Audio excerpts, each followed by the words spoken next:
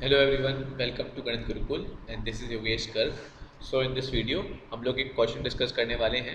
ठीक है, तो क्वेश्चन क्या है कि number of pairs A B of real number such that whenever alpha is the root of the equation this equation then alpha square minus two is also this is alpha square. ठीक है ना, तो ये alpha अगर एक root है equation की तो अल्फा स्क्वायर माइनस टू भी एक रूट होगी। तो ऐसा बात हो रही है। नाउ ये क्वेश्चन देखने से बहुत सिंपल लग रहा है and it may appear to you कि अच्छा अल्फा एक रूट है और अल्फा स्क्वायर माइनस टू भी एक रूट है, बस इतना है। नहीं, ये बात तो हो ही नहीं रही है कि बस एक root alpha square minus two है, ऐसा कहा हुआ ही नहीं है। इस तरीके से क्वेश्चन है ही नहीं। आप कहो कि भाई एक रूट अल्फा है, एक root alpha square minus two. What they are saying कि व्हेनेवर अल्फा कोई रूट है तो अल्फा स्क्वायर माइनस टू भी उसकी रूट होगी। इसका मतलब ये जरूरी नहीं कि दोनों अलग अलग रूट हैं। वो ये भी सकता है कि भाई अल्फा और अल्फा स्क्वायर माइनस टू बराबर हो, ऐसा भी हो सकता है कि अल्फा और अल्फा स्क्वायर माइनस टू ये आपके बराबर बराबर एकदम कॉम सेम इक्वल रूट्स हैं। और दूसरी रूट कुछ मान लो सपोज के, तो के अगर रूट है तो के स्क्वायर माइनस टू भी रूट होगी। तो इस तरह का सिनेरियो भी हो सकता है। ठीक है, और क्या सिनेरियो हो सकते हैं वो भी देखते हैं। बट आप समझ रहे हो अल्फा रूट है तो अल्फा स्क्वायर माइनस टू भी रूट होगी और के कोई रूट है तो के स्क्वायर माइनस टू भी रूट होगी। ठीक है, तो अब इसमें क्या क्या सिनेरियोज हो सकते हैं। जैसे अब अल्फा और अल्फा स्क्वायर माइनस टू बराबर है तो इससे बड़ी इंटरेस्टिंग चीज़ हमें मिलेगी क्या, alpha square minus alpha minus two is equal to zero. Fine, इससे क्या आएगा फैक्टराइज वगैरह करके, alpha square minus two alpha plus alpha minus two is equal to zero. तो इससे दो चीज़ आएंगी, alpha is equal to two, alpha is equal to minus one, alpha is equal to two, alpha is equal to minus one. इसी तरीके से के की दो वैल्यूज क्या आएंगी, K is equal to two, K is equal to minus one. अब सोचो क्या क्या हो सकता है। See this can be possible that both roots are equal. तो दोनों रूट बराबर है, मतलब टू टू, ठीक है, एक रूट टू दूसरी रूट भी टू। अच्छा, दूसरा केस क्या हो सकता है, एक रूट आपका टू और दूसरा root minus one. Minus one comma two इसी कैटेगरी में आ जाएगा because what we have to find number of pairs, number of different pairs of A B and A B is minus into sum of roots and B is product of roots. So it will matter only with this alpha beta. तो two minus one रखो या minus one two रखो, बात same है। तीसरा case क्या हो सकता है, what is the third possibility, third possibility is both roots are equal but minus one ऐसे ही हो, minus one sorry minus one comma minus one, इस तरह की पॉसिबिलिटी हो। और क्या हो सकता है, इसके अलावा और क्या चीज़ संभव हो सकती है, क्या और पॉसिबल है। देखो भाई ये कहा हुआ है कि एक रूट अल्फा है, अगर अल्फा एक रूट है तो अल्फा स्क्वायर माइनस टू भी रूट होगी। तो और इसका क्या मतलब हो सकता है, ये हो सकता है कि अल्फा और अल्फा स्क्वायर माइनस टू बराबर ना हो, अलग अलग हो। और आप ऐसे कहोगे कि अल्फा एक रूट है और दूसरी रूट है alpha square minus to, suppose ये कुछ कुछ एम के बराबर है। ठीक है, तो कुछ कोई तो रियल नंबर होगा ना, let us say it be any real number m। Second root must be, अगर अल्फा m रूट है तो अल्फा क्या और दूसरी रूट क्या होगी m square minus two, but दूसरी रूट तो अल्फा है। So what should be true, alpha should be equal to m square minus to.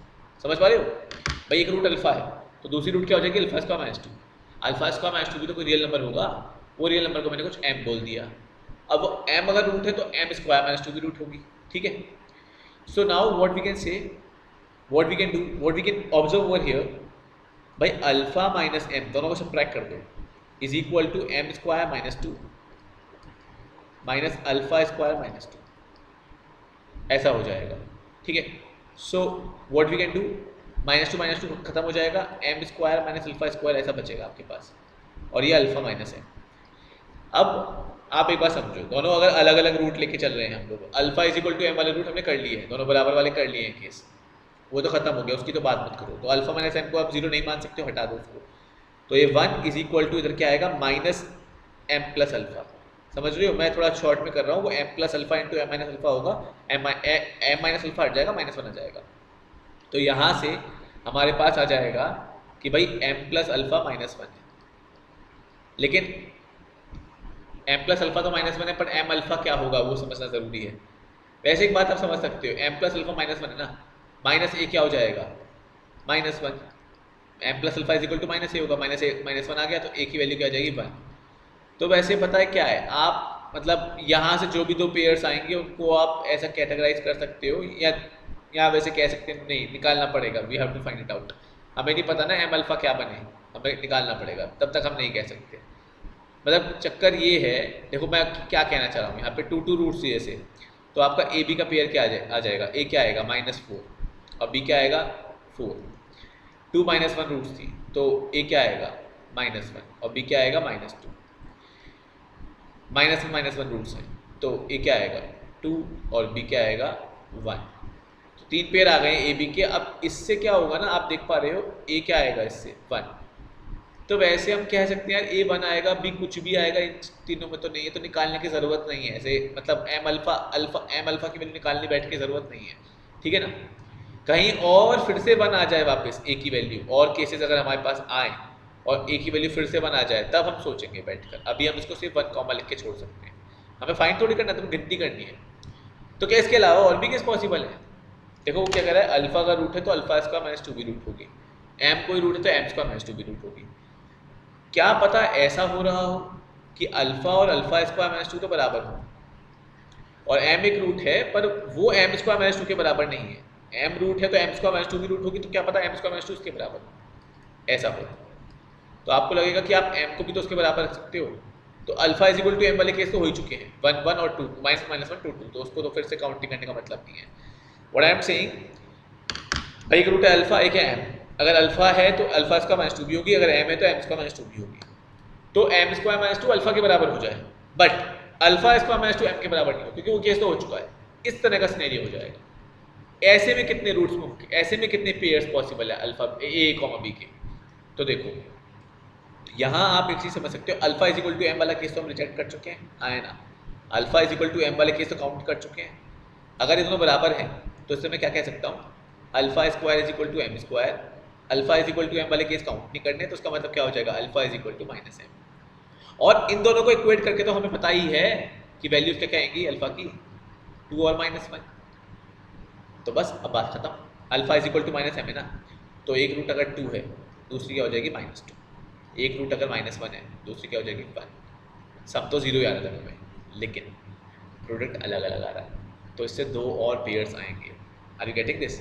सम तो 0 आ रहा है बट प्रोडक्ट तो डिफरेंट आ रहा है ना, उसको अलग अलग काउंट करोगे तो 0, -4 0, -1 लिखने की ज़रूरत नहीं है, मतलब हम समझ गए 0, 4 0, 0, -4 0, -1।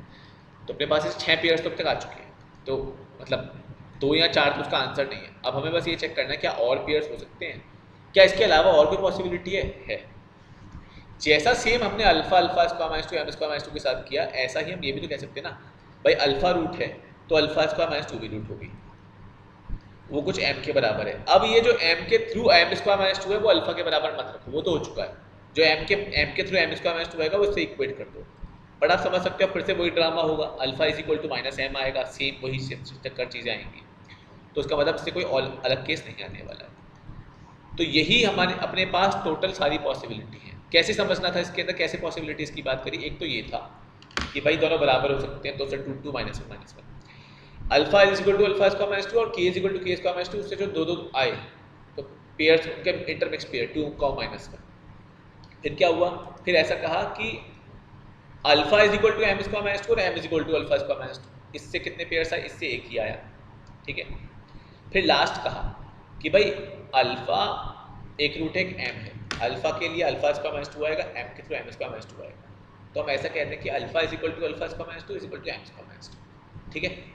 एम से इक्वेट नहीं किया एम स्क्वायर -2। तो ये 3 अलग अलग तरह के डिस्टिंक्ट केसेस हो गए अपने पास, 3 अलग अलग तरह के अपने पास डिस्टिंक्ट केसेस हो गए। पहले केस में अपने पास 3 आए, दूसरे केस में अपने पास सिर्फ 1 आया, तीसरे केस में अपने पास 2 पॉसिबिलिटीज़ आई।